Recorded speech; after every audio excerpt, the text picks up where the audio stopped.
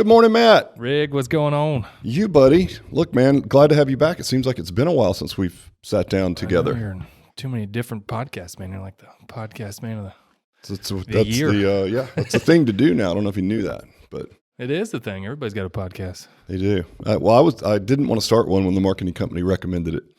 They're like, you should start a podcast. I'm like, oh, everybody has a podcast. I saw a meme where it was all these surfers lined up just like crashing over each other to catch the same wave. And it was like podcast in 2019 or whatever the year was. And I was like, I don't want to do this. But it turned out I've really enjoyed it. I have too. So it's been great to get all that stuff out of your head. Yeah, yours as well. Usually, it's not very much stuff in there. But I've noticed that your my well-being has actually improved from the podcast. Yours may have gotten worse. Yeah. Gotten worse because it leaves my head. Now you have it, and you're like, hey, after the podcast, I didn't know any of that. Like now you have a curse of knowledge. The normal Rick thing is you think everybody knows everything you know. So I know that's true. That is a curse, right? And if they don't, I'm like, what's wrong with you? How come you don't know this? What do you mean? What do you mean you don't know? You're not very smart. I don't understand. You should know this stuff. Yeah, that is something to work on for sure. But listen, what do you want to talk about today? I thought we could talk about, we could do politics. That's always popular. We could do vaccinations. People like to talk about that, Indoor, outdoor dining. Indoor, outdoor dining. Indoor / maybe outdoor. When is indoor, outdoor? When it's on a patio, but there's a wall? If there's a patio indoor or outdoor? With a wall, can COVID get you? No, COVID. Well, the thing is, COVID knows if you're outdoors. And so if there's a wall, even if you're outside, it could fool COVID into thinking that you're indoors, and then you could catch COVID. Did you save the whole? Quit moving around. I can hear your chair bumping up against the thing. Bump me over, man. Or something. You're making a bunch of noise. Made my chair lower so you look bigger or something. I put Matt in the kid's chair so he looks a little shorter. I look a little taller. All right, look, man, let's not bore the folks to death today. We're going to talk about management structure and pay. And for whatever reason, it's been a hot topic. I feel like I answered a few questions last night, just via email. I answered another one this morning, and have had a lot of inquiries from fitness business owners and certainly franchisees on, just sort of best practices around this. I mean, obviously as a franchise, we can't say, hey, structure this way for your folks. But at the same time, we'd be remiss not to say, well, here's what we see in the industry and you go make your choice, right? Mm-hmm.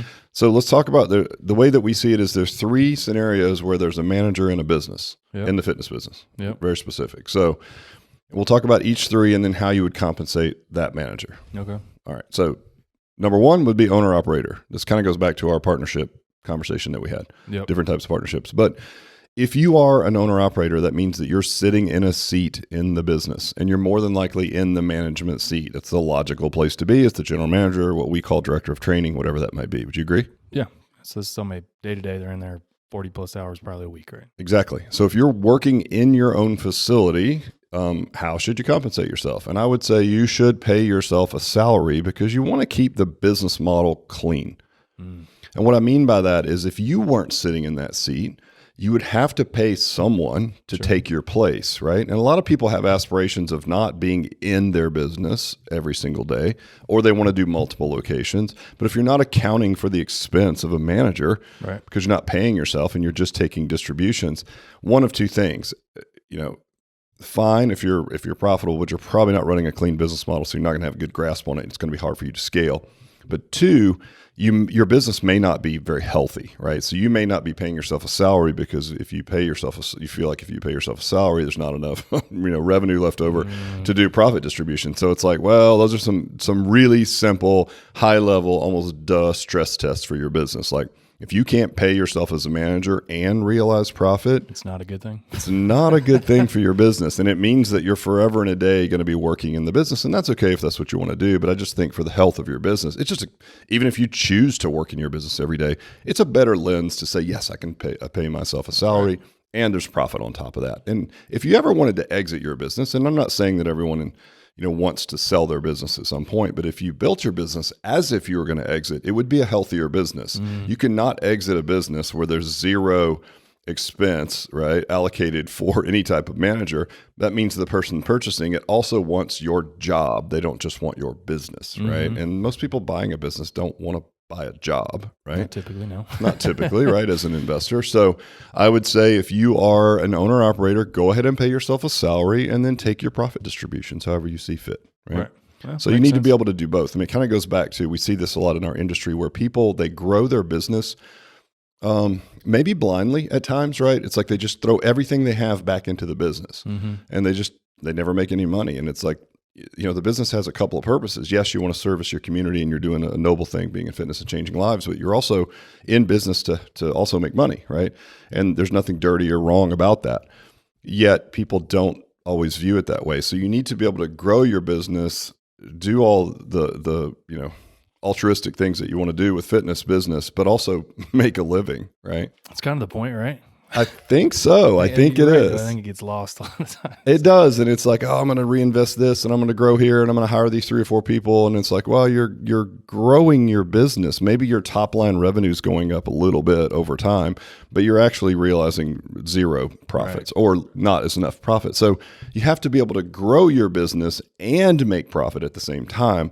That's a healthy business. So yes, growth, speed, and growth are expensive, but you should be able to fund those while also turning a bit of a profit, right? And yes, it might be less profit when you're growing fast, but you still should be paying yourself and taking distributions. If you're not, you might want to go back and look at your business model and stress test the fact if it's even profitable enough to do it, right? Maybe it's not a scalable business model. Yeah. So, I think like you said at the beginning too, is like you want to have that. So like maybe you don't want to work in your business every day and you'll know exactly how much, like, are you making enough to hire somebody else? Exactly. It sounds really simple. And I know people that do business are listening to this like, well, duh, but you'd be surprised. There's some folks that don't, I'm just in this. I'm not in this for the money. I'm like, all right, well, that's how you keep score. So how about we do some work on the money side, right? So that's your owner operator. Now, the second scenario would be if you want to be a what we call semi-absentee owner, which means, let's use the Alloy personal training franchise as an example. If you want to buy an Alloy personal training franchise, but you're also gainfully employed and you want to keep your day job, maybe you want to buy it, start the business, and then eventually transition into it. But maybe you don't want a gap of time where you've got no income, right? Just that happens, right? We have this conversation a lot with potential investors. They're like, well, I really love to be in the fitness business. It's way sexier than, what I'm doing currently. But I really have a great job, and I like it. So I don't want to quit what I'm doing, but I could see transitioning later. But I want to loan my time to my new business, as much as I can and learn it. What do I need to do as far as finding a manager? How should I pay that person? And so if you're semi-absentee, what does that mean? Well, there's levels, but I would say that you're lending your time, part-time, right? You might be doing the books. You might be helping out with sales. You might be, if you're learning to become, like, say that you really like fitness as a lifestyle, right? And so you might learn how to become a trainer, right? So you could work in some of your businesses. Even if you had 3 or 4, you could just cover a shift for somebody. And it's actually a really pleasurable, fun thing to do, right? So you're giving your club, your own business, some of your bandwidth. Now, it's not enough to necessitate a salary. If you sat in the seat of a coach and covered a shift, you should pay yourself just as you would have paid a different person. Again, keeping it true to the business model. But how would you then pay the manager? Because they're not running the business completely on your behalf. You do have to be there, right? And you're around enough to give this person coaching and support. In that case, I would say that you would pay the manager a salary true to the business model, right? And then if you want to offer some bonuses to make the job stickier and more appealing to a better, talent pool, then offer some bonus triggers. So let's say that we are in the Stronger One model for, Alloy personal training. Well, maybe at $25K a month, you do a $500 a month bonus, right? And at $30K, you do another $500, and maybe at $35K, you do another, right? So if you look at that, if you took a market where the salary was, we'll just throw an easy number out there, $50,000. It's a pretty good salary to train 30, 35 hours a week and manage a part-time or 2 trainers, right? Not bad. Plus, you don't have somebody breathing down your neck. You just get to go do what you like to do, right? Well, if you're participating and servicing most of the revenue, you do have a pretty big effect on the overall health of the business, right? So if you're working for me as a manager and I'm coming in helping you with books and maybe doing a repair or 2 or, doing all the high-level stuff. Working on the business and let the other person just work in it. Right? Exactly. And I can cover a shift or 2. And maybe people know I'm the owner, but I'm in and out because I have a day job, right? Well, I'm happy to pay that person a salary and then also give them performance bonuses because their job is directly tied to the overall performance of the business, right? So that would be my semi-absentee suggestion based on best practices would be some type of a salary plus some bonus triggers based on performance. And that's typically the easiest way to measure that's revenue. Right. It could be number of clients, right? I mean, it's kind of the 6, 1/2 dozen of the other, right? Now, the last one is full-on absentee owner. So you're going to be an investor, but you never want to go into the business, right? And that's a different animal because that's saying, okay, I'm putting all of my chips in someone else's basket, or meaning like I'm putting all of their chips in my basket. Like they have to essentially make this business work. Now I'm going to fund it. I'm going to build the structure. You know, if I'm an Alloy personal training franchisee, I'm going to buy the franchise. I'm going to, take advantage of all the things that they've put out there for me. But then I need to hire an operating partner because I'm not even in that state, or I'm not in that city, or we've got that, right? In that case, I like some kind of either a revenue share, right? So again, you pay them that salary, true to the model, just like we did from owner operator all the way through. And then in addition to that salary, I'm going to look at paying, some type of revenue share so that there's a feeling or a perception of ownership. Right. And that's different than bonus triggers at certain revenue. That's also good, right? Yep. But a real rev share is a different animal because now you've got someone who's probably higher level, also paying attention to expenses. Right. It's funny how if you're not measuring something, folks don't pay attention to it. And we've done all kind of iterations of this in our business. And I've had people in here that were just paid on gross revenues, right? And it's like, if you're not careful, once you get rolling, they can spend you out of house and home to create more gross revenue, right? Like crazy tactics and things that are expensive when the poop rolls downstream, right? Then all of a sudden it's like, well, yeah, great. We're doing $200K a month, but we're spending $199K to get it. It's like, what are we doing, right? So I think when you're looking at an absentee owner, they're playing both sides for you. They're sitting in the side of almost owner, right? So the two ways to do that would be, some kind of a rev share. I would also use some triggers for that. So I would say, okay, after a certain amount of time in the trenches and certain performances, right? So maybe it's like 1 year and this much revenue. Yep. Like after you've been in my business for this and this, it's going to trigger for you a percentage of ownership. Now it could just be, phantom equity. If you exit, it could be real equity if you want to go there, right? And you want it to be very sticky. It could be equity tied to employment, or it could just literally be revenue share as if they were an equity partner, right? But either way, there's more of a feeling of ownership when you're doing profit share with someone. Now, remember, they're realizing the salary just like you would and the other person would. They're just taking a percentage of profit share on the back end. Probably make that absentee owner feel a little better, wouldn't it? Well, yeah. And I mean, you think about it, it's like if you're in the, in the Alloy personal training model, if you were to find a sort of a head coach at a big box gym or somebody who was a strength and conditioning coach in college who had a big personality who, could do 99% of the functions in the business. You set it all up. Real estate's done because, we've done that. We've helped you choose real estate. We've done your build out. All that stuff is ready to roll, right? So you don't have to think about any of that. You really just got to go in there and be a really good head coach. Well, if you take a typical strength coach at a smaller college, pay is okay, right? But you're not really getting into 6-figure pay. Yeah. But you could, right? In this other structure that we're talking about, now you're talking about doing exactly what you love to do without any overreaching or, management, really. You're the manager. Yeah, it's your show. It's your show 100%. And you have the ability then to go out and make a 6-figure income. Yeah. So it's a pretty compelling offer to that really dynamic personal trainer head coach that's got a little bit more talent than just the people in front of them, right? They can zoom out, crop duster height, kind of put the moving parts together.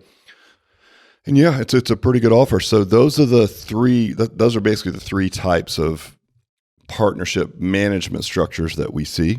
And that's, I think those are best practices for how to pay those folks. That sounds good. What about, I'll throw one more in there. What about the 50-50 say you have 2 people come to the table?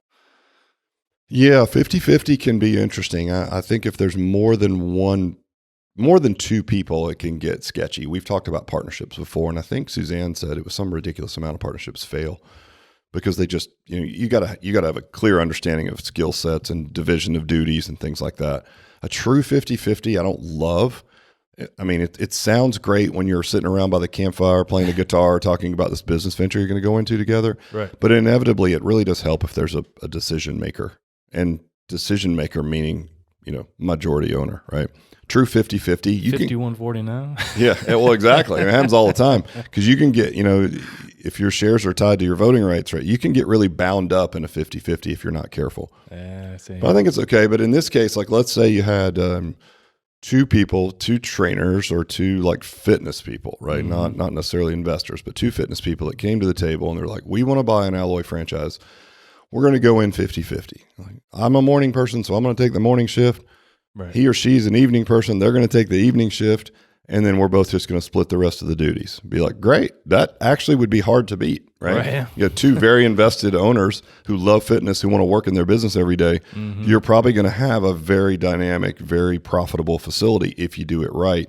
But I would still say, you run the risk of like overlapping duties and, be real clear on an operating agreement before you start that type of partnership where you're like, look, you're going to be the manager, so you're going to get that salary. I'm going to be the trainer, so I'm going to get that pay, right? And then we'll distribute profits and be fair about what's worth what, right? Because, there's that conundrum that we've talked about in the past where certain actions that you take, you will overvalue them, and the person that you're sort of benefits from those actions undervalues them. So if I'm like, let's just say it's at home and I'm like, I took out the garbage tonight, that's an 8 out of 10 for me, at the house. And my wife should be blown away by my efforts, right? To her, it's like a 1 out of 10 because it's the only shit I've done all week. Literally all you've done. Yeah. Literally, you walk the trash from the garage out into the driveway. That's a 2. I'm like, that's an 8, right? But I mean, that same phenomenon happens in business. And I think it's even more so because it's 40 hours a week or whatever those hours are, right, that you're putting in. And you're like, man, I've done all this work, right? My job is way more important than your job, and you can build some animosity and stuff. So be very clear about your skill sets, be very clear in an operating agreement about who does what, and then just like we talked about the other 3 scenarios, pay yourself appropriately for the role that you sit in, and then do profit distributions after that.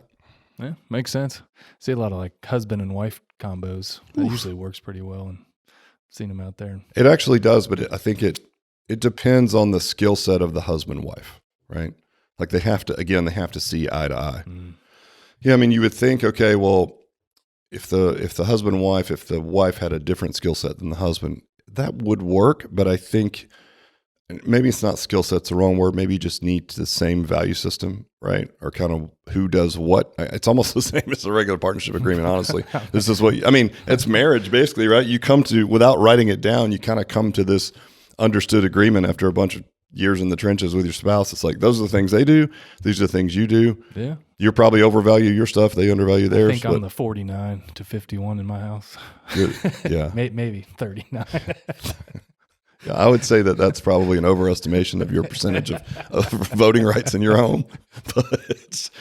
But good for you, Matt. Like I said, you keep thinking that. That's like you overvaluing 9. What you do. Mallory's got you at a 9 overall. Cleaned the dishes last night like a boss. Right. But if she has to tell you to do it, you're just an employee. You're a dishwasher. Dang it. All right, guys, it's going to go off the rails That's after a this. wrap. Yeah, that's a wrap. We'll leave it at that. But I hope that helps. I get a lot of questions. I say that, I get a lot of questions about this, but we really do. And, we try to lend as much expertise as we have based on experience. So those are the 3 types of managers that I see. Pay them and pay them well and pick good people. Yeah. That's all you got to do. I'll catch you guys next week. Thanks. Bye.